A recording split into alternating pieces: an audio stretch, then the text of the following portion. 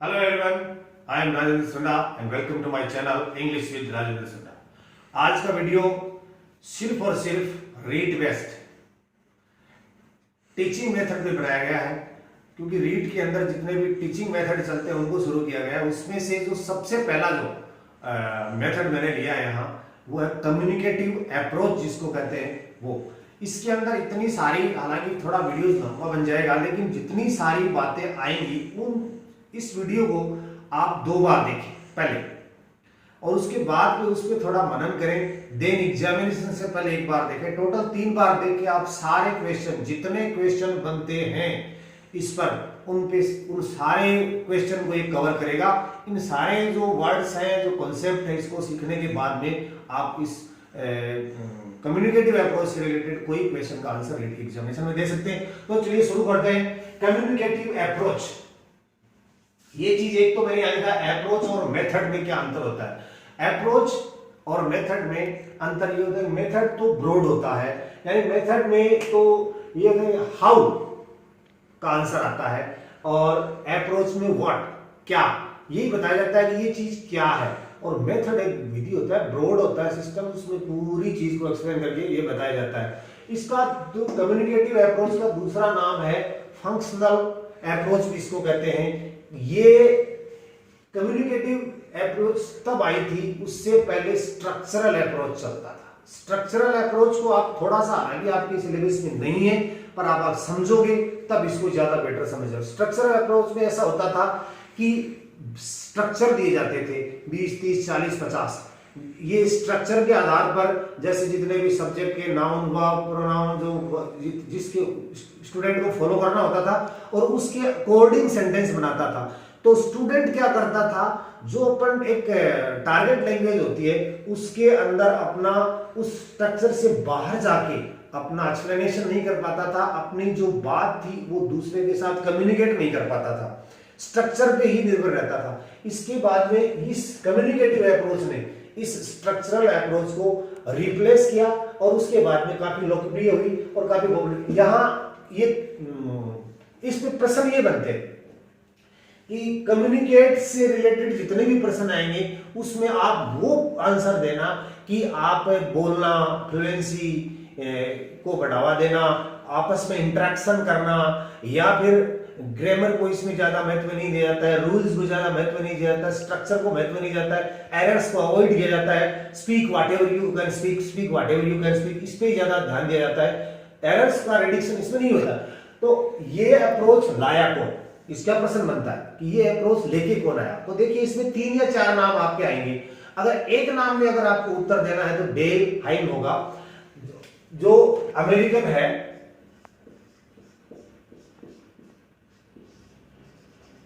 Hymns एक linguist है, American linguist. उन्होंने इस अप्रोच को फाइनल रूप दिया था। लेकिन आप इससे रिलेटेड नाम और भी सुनोगे, तो मैं आपको सारे नाम एक बार यहाँ लिख देता हूं कि सबसे पहले होगा कोबेस्की,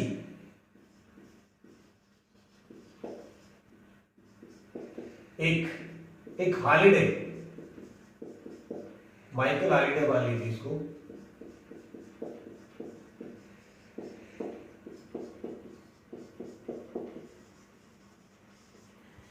और तीसरा है डेल हाइम्स। ये 3 नाम आपके सामने आए। अब आपका प्रॉब्लम ये हो जाएगी, हम उत्तर किस में क्या, कौन सा नाम लिखें। तो उत्तर में आप शुरुआत में इसका कॉन्सेप्ट इसने दिया था 1965 में, उसके बाद में इसने इसमें थोड़ा सुधार किया था। लेकिन जो कम्युनिकेटिव वर्ड जो लेके आया था वो अमेरिकन डेल हाइम्स, जो यूएसए का एक स्कॉलर था, वो लेके आया था 1966। यहां पर 3 प्रश्न बनते हैं।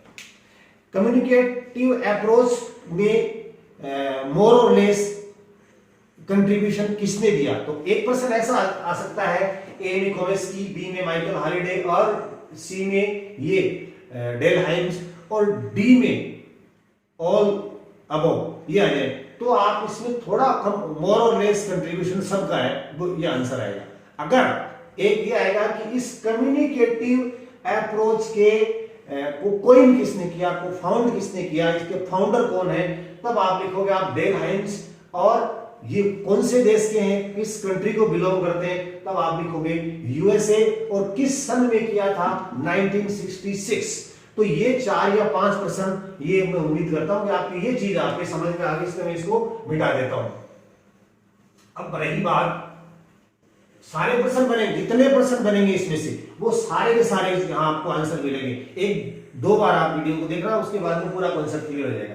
अब कम्युनिकेटिव अप्रोच हमने पढ़ने से पहले सबसे पहले ये देख रहे हैं कम्युनिकेटिव अप्रोच होता क्या है, देन उसकी कैरेक्टरिस्टिक्स, विशेषताएं क्या है, देन उसका प्रोसीजर क्या है, क्या किस तरह से काम करना होता है, ये दिमाग में कुछ घुसना चाहिए कि क्या होता है। उसके बाद में इसका गोल क्या है, टारगेट क्या है, एम क्या है, लक्ष्य क्या है, मकसद क्या है, और उसके बाद में role of learner, role of teacher, और उसके बाद में 2 चीजें हो रही हैं, इसके एडवांटेजेस एंड डिसएडवांटेजेस। ये दोनों, इतनी चीजें पढ़ने के बाद में कोई भी ऐसा क्वेश्चन नहीं बचेगा जो आपको नहीं आता हो। इसके लगभग 50 से ज्यादा आपको मैं क्वेश्चन के बाद में अगले वीडियो में दूंगा। तो ये देखिए, इसमें क्या होता है, सबसे पहले मैं बात करता हूं इसकी कैरेक्टरिस्टिक्स की। तो इसकी कैरेक्टरिस्टिक्स है, उसमें ये है सबसे पहले लेटेस्ट है, सबसे बाद में आया, नया है, न्यूएस्ट है, रिसेंट हाल ही में आया हुआ, एंड मॉडर्न। ऐसे आ जाते हैं 3 1 2 3 4 अप्रोच लिख देते हैं, which one is the recent, which one is the latest, which one is the newest, which one is the modern, और नाम देंगे तो आप लिखोगे communicative approach is the recent, communicative is the newest and recent and modern, ये आ जाएंगे। इसके अंदर क्या है, एम्फेसाइज क्या किस चीज पे किया जाता है, देखिए इसमें एम्फेसाइज पेयरिंग पे किया जाता है, एक ग्रुप वर्क पे काम किया जाता है। जो मैं आपको पेयरिंग यहां बताऊंगा तब बताऊंगा कि किस तरह से पेयरिंग किया जाता है। पेयरिंग का मतलब ग्रुप बनाए जाते हैं। And communicative competence, the main target of this approach is communicative competence, fluency. मुख्य मकसद ना स्ट्रक्चर पे चलना है ना कुछ और चलना है, सिर्फ कम्युनिकेटिव, आपस में कम्युनिकेट कर सके स्टूडेंट, इस पे ध्यान देना है। Fluency is prior to accuracy, fluency is prior to accuracy. तो इसमें एक्यूरेसी को अवॉइड किया जाता है। फ्लुएंसी जो भी दिमाग में आया उसको बोला जाए, गलत या सही इसकी परवाह किए बिना। एंड कॉन्फिडेंस, कॉन्फिडेंस अगर ग्रुप में स्टूडेंट पेयरिंग बना के काम करेगा 2 4 5 10 दिन बाद में, तो कॉन्फिडेंस तो उसमें डेवलप होगा ही। Focus on target language. अब ये टारगेट लैंग्वेज क्या होती है, ये भी कई बार प्रश्न आता है स्टूडेंट की, यही समझ नहीं आता कि टारगेट लैंग्वेज क्या होती है। टारगेट लैंग्वेज होती है सेकंड लैंग्वेज। फर्स्ट लैंग्वेज वो होती है जब स्टूडेंट जहां जन्मता है और जन्मते ही जो भाषा सीखता है, जो उसकी मदर लैंग्वेज होती है, मदर टंग होती है, वो कहलाती है फर्स्ट लैंग्वेज। वो टारगेट लैंग्वेज नहीं होती। टारगेट लैंग्वेज वो होती है कि मेरी लैंग्वेज तो हिंदी है लेकिन मुझे इंग्लिश में फ्लुएंसी चाहिए। तो क्या है मेरा टारगेट, क्या है टारगेट है इंग्लिश सीखना, इंग्लिश में फ्लुएंसी, इंग्लिश में बोलना, तो वो मेरी टारगेट लैंग्वेज, वो मेरी फॉरेन लैंग्वेज है। तो स्ट्रक्चरल अप्रोच के अंदर क्या होता है कि फोकस होता है टारगेट लैंग्वेज पे। And less grammar more fluency, बात वही आ गई, ग्रामर कम होती है, कम होती है बट कम होती है, और मोर फ्लुएंसी, फ्लुएंसी को ज्यादा ध्यान दिया जाता है। Useful, it is useful in vocational life, और इसका उपयोग क्या होता है आगे चल के, जब स्टूडेंट अपनी बात कहने में योग्य हो जाता है, लर्नर सीख जाता है, तो बाहर विदेश जाके कहीं और जाके, चाहे वो स्टूडेंट हो चाहे कोई आदमी हो दूसरे देश में काम करना चाहे, तो वो जब बात सीख जाता है तो आगे चल के जब बात बताता है तो वो वोकेशनल, उसका व्यवसाय भी आप वहीं काम में ले सकता है। और इसे इंटरेक्शन बेस्ड है, इसका मेन जो फंडा है स्ट्रक्चरल अप्रोच का, ये है इंटरेक्शन, आपस में इंटरेक्शन, वन अनदर, एक दूसरे के अंदर इंटरेक्शन करना, बातचीत करना, ये इसका इंटरेक्शन है। उससे पहले मैं आपको इसका गोल बता दूं, फिर मैं इसलिए आपको प्रोसीजर बताऊं। इसका गोल टारगेट ये है कि student can communicate more information, student can communicate, main target है स्टूडेंट कैन कम्युनिकेट। बहुत सारे स्टूडेंट्स ऐसे होते हैं जो स्ट्रक्चरल अप्रोच में पुराने जो मेथड थे उसके अंदर स्टूडेंट बहुत अच्छे पढ़ लेते हैं, फर्स्ट क्लास कर लेते हैं, यूनिवर्सिटी को टॉप कर लेते हैं, बट वो इंग्लिश बोल नहीं सकते, अपनी इंफॉर्मेशन को कम्युनिकेट नहीं कर पाते थे। टॉप कर दिया, सब कुछ आता है, सही लिखते हैं, शुद्ध लिखते हैं, अच्छे नंबर आते हैं, बट प्रॉब्लम क्या होती है कि इस इंफॉर्मेशन को वो कम्युनिकेट नहीं कर पाते हैं तो सोच के बोलते हैं। इस चीज को गोल बनाया इसने कम्युनिकेट अप्रोच ने कि हमें कम्युनिकेट करना है इंफॉर्मेशन को, और डिजाइन टू कम्युनिकेट कॉम्पिटेंस इस तरह से डिजाइन किया गया है कि कम्युनिकेट जो कॉम्पिटेंस है वो आए, फ्लुएंसी है वो एनहांस हो, फ्लुएंसी बढ़ाई जाए लर्नर्स के अंदर। चलिए अब इसका प्रोसीजर देखते हैं। इसके प्रोसीजर में क्या होता है कि इसमें पेयरिंग किया जाता है। सबसे पहले पेयरिंग कैसे किया जाता है, देखिए कि जैसे एक सर्कल के अंदर बिठाया जाता है not more than 6 person. Question में आ सकता है कि how many learners are found in a set in communicative approach, तो आप इसमें ये करोगे कि 6 1 2 3 4 5 एंड इनको एक सर्कल में बिठा दिया जाता है। अब उनको कोई थीम बेस्ड मीनिंगफुल क्या दिया जाता है, ये प्रश्न आ सकते हैं, इसके थीम बेस्ड कॉन्सेप्ट दिया जाता है, मीनिंगफुल दिया जाता है, और सिलेबस बेस्ड नहीं होना चाहिए। अगर स्टूडेंट है तो सिलेबस बेस्ड नहीं होना चाहिए, थीम बेस्ड होनी चाहिए, मीनिंगफुल होना चाहिए, और एक टॉपिक दे दिया जाता है। टॉपिक के अंदर ग्रुप में काम करते हैं। जैसे एक क्लास के अंदर अगर 50 बच्चे हैं तो उनके 6 के ग्रुप बना के अलग अलग उनको काम दे दिया जाता है। इस चीज को अगर आप समझोगे तो समझने के बाद में आप आंसर दे पाओगे। उस पे वो सारे स्टूडेंट काम करते हैं, काम इस पे आपस में काम। टीचर का काम होता है इसके बीच में कहीं नहीं होता है। टीचर यहाँ यहाँ यहाँ यहाँ इधर इधर इधर इधर, टीचर का काम उसके चारों ओर घूमने का होता है, उनका ध्यान रखना होता है, इंटरवन नहीं करना होता है, इंटरफेयर नहीं करना है। वेयर नेसेसरी, जब नेसेसरी हो, जरूरत पड़ जाए उसके बीच में इंटरफेयर करने की, तब वो उनको बीच में कोई एडवाइस दे सकता है, सलाह दे सकता है और उनको सुझाव के रूप में करता है। बाकी इनका ध्यान रखता है और एज ए डायरेक्टर काउंसलर के रूप में इसके चालू रहता है। बाकी ये अपना काम करते रहते हैं। जहां ये बहुत बड़ी गलती करते हैं तो वे थोड़ा सुझाव उसको देता है। इस तरह से इनका काम होता है। पेयरिंग किया जाता है, ग्रुप वर्क किया जाता है, और ओरल एक्टिविटीज यहां पर आप देखिए सारी की सारी ओरल एक्टिविटीज है इनके पास। ना कोई इनको कोई टेक्स्ट बुक नहीं दी जाती। ऐसा क्वेश्चन आ सकता है कि क्या उनको टेक्स्ट बुक दी जाती है? Are the students provided text book in this pairing और ग्रुप वर्क? तो आंसर होगा नो।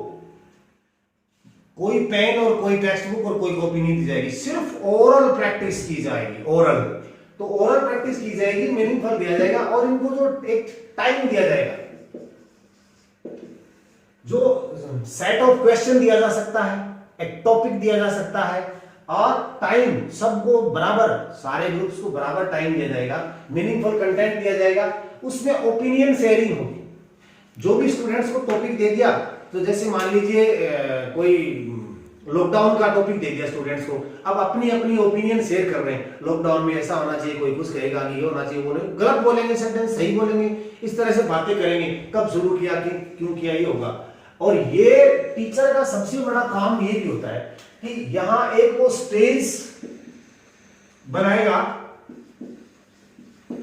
ऑर्गेनाइज करेगा स्टेज को। अब वो कैसे भी इन कैफे कर सकता है, जैसे बता दीजिए कैफे, इट इज पार्क, वहां बना के और स्टूडेंट्स को आपस में आप इस तरह से बातें करेंगे। ओपिनियन शेयरिंग होती है, डिस्कशन होता है, ट्रांसलेशन दिया जा सकता है, इंटरव्यू हो सकता है, स्टूडेंट का स्टूडेंट इंटरव्यू ले सकता है, टीचर इंटरव्यू ले सकता है। कैफे और पार्क में इसको ऑर्गेनाइज किया जाता है। इंफॉर्मेशन गैप होता है, जो होता है उसको कम किया जाता है, एक दूसरे से ज्यादा इंफॉर्मेशन देते हैं। एरर नॉर्मल लिया जाता है, एरर रिडक्शन बिल्कुल नहीं होता है। गलतियां करे, गलती कर रहा है तो ऐसा नहीं रुको ये गलती कर दी, इसको सुधारो, आपने इसको फॉलो नहीं किया, चलो कुछ भी होगा। And judicious use of mother language, ये चीज देखिए, आप जब टारगेट लैंग्वेज पढ़ी जाती है तो judicious use of mother language किया जाता है काम में। Judicious use of mother language, यानी ये आपको ध्यान रखना है कि जब आप टारगेट लैंग्वेज पढ़ते हो, जब आप फॉरेन लैंग्वेज पढ़ते हो, तो वहां मदर लैंग्वेज का यूज हो जुडिसिस। जुडिसिस का मतलब ऐसा कॉम्प्लिकेट सेंटेंस आ जाए तो समझ नहीं पा रहे हो या एक्सप्लेन नहीं कर पा रहे हो, कोई वोकेबुलरी की प्रॉब्लम होगी, तब आप उस वोकेबुलरी को अपनी मदर लैंग्वेज में बोल दोगे, या कुछ थोड़ा बहुत ऐसा सेंटेंस मदर लैंग्वेज में बोल दोगे ताकि सेंटेंस का मैसेज कन्वे किया जा सके, उसको जुडिशियस यूज बोलते हैं। ये क्वेश्चन इसलिए आएगा कि जब जब भी आपको टारगेट लैंग्वेज का क्वेश्चन आएगा तो आपको आंसर करना है कि judicious use of mother tongue या मदर लैंग्वेज। ये कई बार प्रश्न में पूछा जाता है ये चीज। और तो इस तरह से ये जो इतनी सारे जो ये प्रोसीजर है, ये इसमें इंटरव्यू हो सकता है, जिग्सो मेथड हो सकता है। जिग्सो मेथड का मतलब ये होता है कि जैसे to divide the student in pairs, एक क्लास में 50 स्टूडेंट है, 6 6 7 7 के में बांट दिया जाए, उनको अलग अलग काम दे दिया जाए, असाइन भी कर दिया जाए, वो अपना काम करके लेके आए और फिर सामूहिक रूप से काम करें, उसको जिग्सो मेथड भी कहते हैं। तो ये जो पेयरिंग का सिस्टम है, थीम बेस्ड सिस्टम चलेगा। अब देखिए रोल ऑफ लर्नर, यहां पर दो का रोल है, एक role of learner and role of teacher.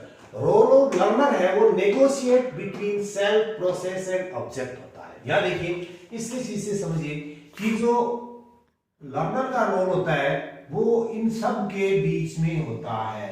यहां क्या क्या चीज होती है, एक तो सेल्फ होता है खुद, एक ऑब्जेक्ट और एक प्रोसेस, इनके सारों के बीच में रहता है उनका काम। ऑब्जेक्ट तो वो होता है कि आपको टॉपिक क्या दिया गया है, किस टॉपिक पे आपको करना क्या है, टारगेट लैंग्वेज में डिस्कस करना है, टारगेट लैंग्वेज में अपने आइडियाज, अपनी इंफॉर्मेशन देना है, इंफॉर्मेशन अगले की लेना है, यही तो करना है ना ये। और दूसरा है आप सेल्फ, ऑब्जेक्ट, और इन दोनों की जो प्रोसेस हो रही है उस प्रोसेस के बिटवीन में इसका रोल है वो नेगोशिएट होता है। नेगोशिएट का मतलब जो भी जहां तक वो उसमें उचित फिक्स नहीं है, जहां तक उचित है वहां पर अपना काम करता रहता है, जैसा वो सेट हो वैसा अपना काम कर सकता है। Okay, then role of the teacher. Teacher का रोल इसके अंदर क्या होता है, देखिए मैंने यहां बताया था जब ये प्रोसेस चलता रहता है तो टीचर का रोल इस प्रोसेस से पहले शुरू हो जाता है। यहां देखिए इसका जो रोल है वो पहले, सबसे पहले वो बच्चों को, लर्नर्स को स्टेज प्रोवाइड करवाता है कि आप यहां बैठ जाइए और इस ग्रुप में आप 6 आदमी होंगे, इस ग्रुप में आप 6 आदमी होंगे, ठीक है, बैठ जाते हैं। तो पहला काम तो क्या होता कि स्टेज प्रोवाइड करवाना, देन उसको वो मीनिंगफुल यूजफुल ये जो मैटर है या जो थीम बेस्ड है वो मैटर उपलब्ध कराना। Text book, notebook and pen ये नहीं उपलब्ध करवाना। ये हो गया, ये उनको उपलब्ध करवाता है। देन वो क्या करता है, उनको उनके लिए चारों ओर घूमता रहता है, उन पे वॉच करता है, डिस्टर्ब नहीं करता, इंटरफेयर नहीं करता, बहुत कम इंटरफेयर, मॉडरेट इंटरफेयर करता है। कब करता है, जब उसको लगे कि ये बात आगे नहीं चल पा रही है तो थोड़ी सी मदद कर देता है, उनकी मदद। तो क्या होता है वो सबसे पहले ही इज ए हेल्पर, मदद करता है। फैसिलिटेटर होता है सारे कार्यक्रम का, एंड इंडिपेंडेंट पार्टिसिपेंट होता है। इसमें एक प्रश्न आता है कई बार कि इसमें से इंडिपेंडेंट और डिपेंडेंट पार्टिसिपेंट कौन होता है, तो ये इस प्रश्न, इसमें से ऐसे ही प्रश्न आएंगे। तो डिपेंडेंट पार्टिसिपेंट होता है ये होता है डिपेंडेंट पार्टिसिपेंट, और ये होता है इंडिपेंडेंट पार्टिसिपेंट। इसके अंदर जो भाग लेने वाले हैं ये इंडिपेंडेंट है और ये डिपेंडेंट है। ये डिपेंडेंट ऐसे कि जो टीचर कहेगा उसी बिंदु पे, उसी मैटर पे काम करेंगे, और जितना इनको समय दिया जाएगा उतने समय में ये काम करेंगे, और उसके बाद में टीचर उनके मैटर का इवैल्यूएशन करेगा। ये इंडिपेंडेंट है। तो ठीक है, तो इंडिपेंडेंट पार्टिसिपेंट है, ये ऑर्गेनाइजर है किस चीज का, डिफरेंट एक्टिविटीज उनको प्रोवाइड करवाता है। ऑर्गेनाइजर हो गया, अलग अलग तरह की एक्टिविटीज एंड उन एक्टिविटीज को ऑर्गेनाइज करवाता है लास्ट तक, ठीक है, इधर आइए। और ये एक मोटिवेटर है। मोटिवेटर के साथ कई बार ऐसे ही पूछा जा सकता है कि क्या ये मॉनिटर है, यस ये मॉनिटर भी, ये इस पूरे कार्यक्रम का मॉनिटर है, इसको मॉनिटरिंग करता रहता है इसकी कि सही चल रहा है कि नहीं चल रहा है। मोटिवेटर भी है, बच्चों को मोटिवेट करता है, अच्छे जो परफॉर्मेंस दिखाते हैं उनको। इसके बाद में नीड एनालिस्ट है, जहां आवश्यकता हो वहां एनालिसिस करता है, विश्लेषण करता है नीड होने पर भी। काउंसलर है, काउंसलिंग करता है उनकी। और ग्रुप प्रोसेस, जो ग्रुप का जो पूरा प्रोसेस है उसका मैनेजर यही है, उसको यही ऑर्गेनाइज करता है। तो इसका बहुत बड़ा रोल होता है, लेकिन अलग होता है। इससे पहले की जितनी भी अप्रोचेज आई थी, ध्यान रखिए, आप जब दोनों में अंतर करके पढ़ोगे ना तब ज्यादा याद रहेगा। इससे पहले की जितनी भी अप्रोच आई थी, इससे पहले जस्ट इसने रिप्लेस किया था, देखो, स्ट्रक्चरल को।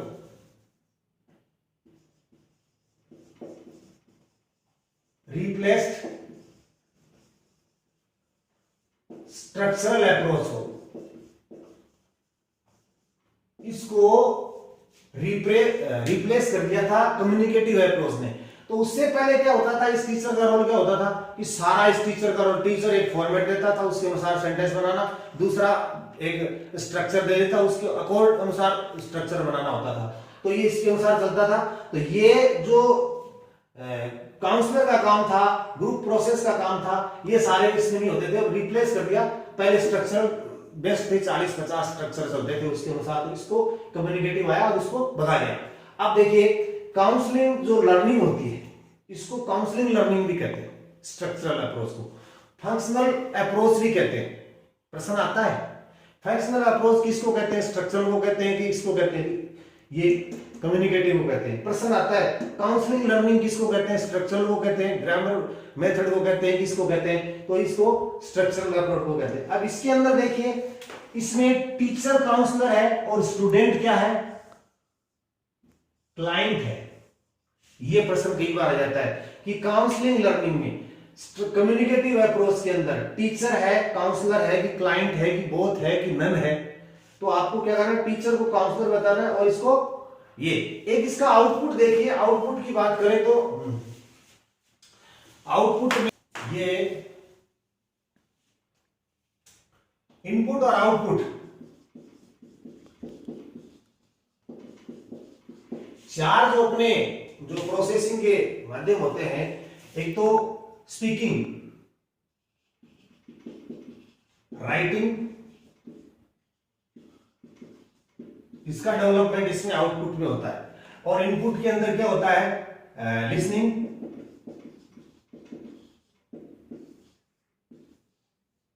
और रीडिंग। ये जो चार इसके इनपुट और आउटपुट, इसके अगर इस इनपुट आउटपुट से अगर क्वेश्चन आता है तो आप इसको ये लिखें। और इसका जो प्रॉपर जो प्रोसेस होता है वो आप देखिए LSRW के नाम से जाना जाता है। इसका क्रम कई बार पूछा जाता है, सबसे पहले लिसनिंग, फिर स्पीकिंग, फिर रीडिंग, देन राइटिंग, क्योंकि सबसे पहले हम यही काम करते हैं। अब इसके ये कम्युनिकेटिव अप्रोच के अंदर जो स्टूडेंट का जो लर्नर्स का रोल है, सॉरी, इसमें और टीचर्स का रोल है, इसके बाद में दो चीज मुख्य रहेगी, इंपॉर्टेंट। क्या है, एक तो इसके एडवांटेजेस और इसके डिसएडवांटेजेस। चलो वही देखते हैं अभी। ये कम्युनिकेटिव अप्रोच के इंपॉर्टेंट चीज है एडवांटेजेस एंड डिसएडवांटेजेस। नफा नुकसान, फायदे क्या है, अप्रोच कहां तक सफल है, इसमें से 10 या 15 प्रश्न बनते हैं। ये इसके प्रश्न आ जाते हैं कि इसमें क्या फायदे हैं और क्या नुकसान है। ये नाम मैंने इसलिए लिखे, कई बार ये नाम लेके आते हैं कि इनके अनुसार कौन से नुकसान है, कौन से डिसएडवांटेजेस, ये इसलिए मैंने लिख दिया। तो देखिए, पहले एडवांटेजेस की बात करते हैं। तो इसका सबसे बड़ा एडवांटेज ये है कि it is a learner centred, child centred. यहां इसके अंदर जितने भी ग्रुप में लोग बैठे हैं वो लर्नर हैं, वो ही एक्टिविटी करते रहते हैं, वो ही एक्टिव होते हैं, बाकी पैसिव होते हैं, बाकी मॉडरेटर होते हैं। तो ये लर्नर सेंटर्ड, और जहां लर्नर सेंटर्ड मेथड होगा वहां पे लर्निंग आउटकम ज्यादा आएगा। दूसरी है इंटरेक्शन बेस्ड है, इंटरेक्शन बेस्ड है। इसका सारा काम रीडिंग और राइटिंग नन, कुछ नहीं होता, सिर्फ इंटरेक्शन। इंटरेक्शन में क्या होता है कि जो टारगेट लैंग्वेज है वो सबसे ज्यादा डेवलपमेंट होती है। क्वेश्चन ये भी बनता है कि जितने भी मेथड है उसमें से अगर आप फ्लुएंसी की बात करें, इंटरेक्शन किसमें ज्यादा होता है, फंक्शन किसमें ज्यादा होता है, या सबसे ज्यादा प्रभावी जो इंटरेक्शन के मामले में आउटपुट आने में कौन सी है, तो आप स्ट्रक्चरल अप्रोच की बजाय कम्युनिकेटिव अप्रोच को बताओगे। ये टीचर स्टूडेंट रिलेशनशिप, इसमें बड़ी हार्मनी होती है, सामंजस्य, तालमेल होता है, बहुत बढ़िया रिलेशनशिप होती है। और इसमें जो रिलेशंस होता है वो रेदर देन मास्टर सर्वेंट नहीं होता है, बढ़िया हार्मनी, तालमेल होता है। फ्लुएंसी बहुत ज्यादा होती है इसमें, फ्लुएंसी बेस्ड ही होता है पूरा का पूरा। और सेल्फ कॉन्फिडेंस होता है, सेल्फ कॉन्फिडेंस इसलिए होता है, इसको आप थोड़ा गौर से देखना ताकि अच्छी तरह समझ आए कि अगर एक क्लास की 50 स्टूडेंट की क्लास है, एक लो लेवल स्टूडेंट है और उसको बोलने के लिए बोल दिया जाए कि speak some words about you, about your school, about your parents, country, जो भी है उसके बारे में, तो उसमें कॉन्फिडेंस नहीं आता, वो बोल नहीं पाता, क्योंकि बहुत सारे स्टूडेंट्स होते हैं, उसकी हिम्मत नहीं होती। लेकिन पेयरिंग कर दी जाती है, नॉट मोर देन 6, इसका ये रूल है कि 6 से ज्यादा नहीं, पेयरिंग करते हैं। तो पेयरिंग में वो डिस्कस करेगा तो थोड़ा बहुत बोलेगा, और बच्चे 5 बोलेंगे तो वो 2 बोलेगा, 3 बोलेगा सेंटेंस, तो उसमें कॉन्फिडेंस आएगा। तो सबसे बड़ी इंपॉर्टेंट चीज है इसकी सेल्फ कॉन्फिडेंस, इसका एडवांटेजेस है, हर स्टूडेंट इसमें बेनिफिट होता है। टीचर का लेस डोमिनेंट रोल होता है इसके अंदर, और उसका रोल होता है सिर्फ कोऑपरेट करने का। टीचर का इसके अंदर लेस, टीचर जानता है, टीचर नोज वेरी वेल जो टारगेट लैंग्वेज है, फॉरेन लैंग्वेज है, टीचर तो जानता है। तो टीचर का काम तो सिर्फ कोऑपरेट करने का होना चाहिए। यहां जो टीचर में और लर्नर में जो भी ए और बी जो ज्यादा एक्टिव रहेगा ज्यादा सीखेगा। अब टीचर तो सीखा हुआ है, तो यहां वो अप्रोच जिसके अंदर लर्नर ज्यादा एक्टिव रहेगा, तो वो क्या करेगा, ज्यादा सीखेगा, आउटपुट ज्यादा आएगा। तो यहां पर टीचर है वो लेस डोमिनेंट है और वो कोऑपरेट का काम करता है। मोनोफ्लुएंसी इन द स्पीच, मोनोफ्लुएंसी है खुद की, सेल्फ फ्लुएंसी इसके अंदर आती है। और फंक्शनल यूटिलिटी होती है इसके अंदर, फंक्शन, इसको कम्युनिकेटिव अप्रोच को फंक्शनल अप्रोच भी कहते हैं। फंक्शनल यूटिलिटी ऐसी होती है कि लिखना आए या नहीं आए, पढ़ना आए कि नहीं आए, फ्लुएंसी आ जाती है। आप किसी चीज को अपने दिमाग में जो आइडिया है you can explain with full fluency. तो आप कहीं भी दूसरी जगह जाते हो तो आप कम्युनिकेट कर सकते हो, आप वो भाषा ना भी जाने, टारगेट लैंग्वेज लिखना नहीं भी आए, तो आप बोल के बता सकते हो, अगला आपको आंसर दे सकता है और वहां आपको अच्छी तरह से आपका काम हो सकता है, यूटिलाइज हो सकते हो, उपयोग हो सकता है, उसका काम में आ सकती है। और आती भी है आजकल ये। और ये प्रैक्टिकल एस्पेक्ट है इसका, व्यवहारिक जीवन में काम में आती है फ्लुएंसी। ऐसा नहीं है कि आप कहीं जाओगे फ्लुएंसी नहीं है, लिखना आता है तो आप लिख के दे दोगे सबको, हाँ ये लिख के पूछोगे, लिख के, ऐसा नहीं हो सकता। फ्लुएंसी जरूरी है, प्रैक्टिकल में चाहिए। और फील फ्री एटमॉस्फियर, स्टूडेंट्स को जब पेयरिंग कर देते हैं तो स्टूडेंट क्लास की बजाय पेयरिंग के अंदर फील फ्री एटमॉस्फियर करते हैं, बड़ा कॉन्फिडेंस में महसूस करते हैं। अब इसके साथ हर चीज के एडवांटेज के साथ डिसएडवांटेजेस भी होते हैं। इसमें से भी देख लेना, क्वेश्चन जरूर आएंगे एग्जामिनेशन में, कोई ना कोई शब्द आपको जरूर मिलेगा। जितना, एक बात फिर बता देता हूं मैं, आपने ये 30 मिनट का जो अपना वीडियो बनने जा रहा है उसके अंदर जितने शब्द हैं उनसे अलग क्वेश्चन, रीड के अंदर जितने भी क्वेश्चन बने हैं, मैंने खुद बनाए हैं 50-60 क्वेश्चन, उसमें से नहीं होगा, एग्जामिनेशन में आएगा उससे अलग प्रश्न नहीं आएगा। 2 बार आप देख लेना, एक बार परीक्षा से पहले देख लेना। डिसएडवांटेजेस देखना, only fluency, less grammar, less rules, less accuracy. सिर्फ फ्लुएंसी पर ध्यान है, लिखते बिल्कुल नहीं, पढ़ते भी नहीं। हो सकता है कि किसी फ्लुएंट बोलने वाले को पढ़ना ही ना आए, हो सकता है कि किसी फ्लुएंट बोलने वाले को लिखना ना आए, इस पे ध्यान ही नहीं जाता है। और एक्यूरेसी पे तो 0 है, क्यों कि इसका रिडक्शन नहीं होता है, एक्यूरेसी पे ध्यान नहीं जाता है। ग्रामर का कम मॉडरेट यूज होता है, बहुत थोड़ा अवॉइड किया जाता है। एंड लेस रूल्स, और Indian classes are very over crowded and so this is not suitable in India, because यहाँ 80, 90, 70 इस तरह से 70-80 के करीब स्टूडेंट होते हैं। ग्रुप कैसे बनाओगे, ग्रुप बनाओगे और बना के उनका काम कैसे चेक करोगे, तो पॉसिबल नहीं है Indian regarding. No error reduction, अगर स्टूडेंट कोई गलती करता है तो उसको कोई रिडक्शन नहीं होता, कोई सुधार नहीं होता, इसलिए इस पर ध्यान नहीं दिया जाता है। ये इसकी भी खामियां हैं, नहीं होनी चाहिए। लेकिन फ्लुएंसी को सिर्फ इस पे ही ध्यान देता है, बाकी सब है। नो एरर हो गया। Difficult for low level learners, जो जिन स्टूडेंट्स का क्लास में स्टूडेंट तो सुपर इंटेलिजेंट भी होते हैं, एवरेज भी होते हैं, पूर भी होते हैं, डल भी होते हैं, डबल भी होते हैं, तो सबके लिए ये चीज ग्रुप बना दिया, 4 बच्चे 6 बच्चों का, 4 बच्चे ठीक है, 2 बिल्कुल कुछ नहीं जानते, तो उनके लिए ये लो लेवल लर्नर्स हैं, उनके ये डिफिकल्टी पैदा करती है, उनके लिए काम ही नहीं आती।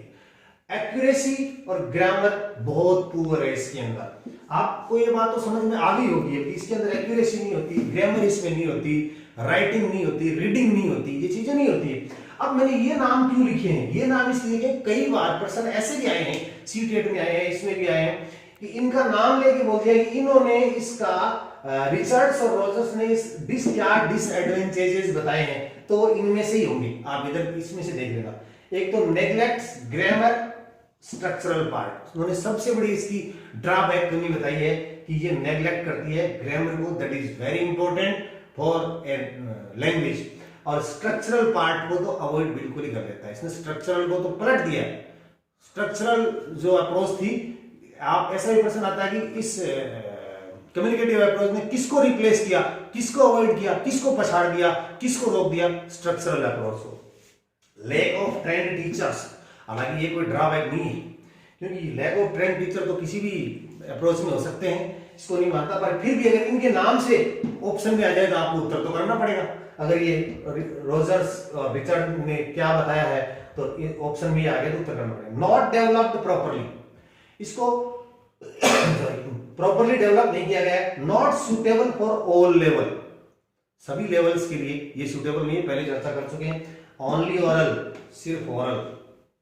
नेग्लेक्ट्स रीडिंग स्किल, इसमें सिर्फ ओरल ओरल ओरल ओरल, हो सकता है कि स्टूडेंट के सामने वही सेम जो फ्लुएंसी के साथ सेंटेंस बोला और उसके सामने आ जाए, जिसको पढ़ना ही ना आए, जाके रेलवे स्टेशन पर ये समझ में नहीं आएगी क्या लिखा हुआ, किसी को पूछे I can speak but I can't read, ऐसा भी हो सकता है।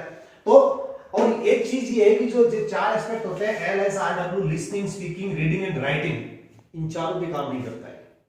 और लैंग्वेज के अंदर ये चारों एस्पेक्ट को फॉलो करने वाला ही मेथड होता है, वो सफल होता है, सही होता है। इन पे चारों पे कैसे नहीं करता कि इनमें इसके अंदर एक तो रीडिंग और राइटिंग, लिसनिंग तो अपने आप हो जाता है, लिसनिंग तो अपने आप हो जाता है, इसका काम तो स्पीकिंग रहता है। 4 होते हैं LSRW, listening, listening, speaking, reading और राइटिंग, ये काम एक ही करता है, speaking speaking speaking, structural approach. Listening अपने आप हो जाता है, रीडिंग और राइटिंग करता नहीं। तो ये जो कम्युनिकेटिव अप्रोच आपने पढ़ा है, आप इस वीडियो को अच्छी तरह से 2 बार देखिए, उसके बाद में अगले पार्ट में अगर आपको मैंने प्रश्न बना रखे लगभग 50-60 के करीब, वो भी आपको एक PDF प्रोवाइड करवा दूंगा। उसके बाद में ऐसा कोई भी क्वेश्चन नहीं होगा जो इन शब्दों के अलावा एग्जामिनेशन में आ जाए, ऐसी गारंटी दावा है मेरा। तो उम्मीद करते हैं कि आपको अच्छा लगा हो, और अच्छा लगा हो तो एक बार लाइक कर दीजिए, चैनल को अभी तक सब्सक्राइब नहीं किया तो सब्सक्राइब कर दीजिए। आगे भी सारी टीचिंग मेथड्स के आपको वीडियोज मिलेंगे। धन्यवाद।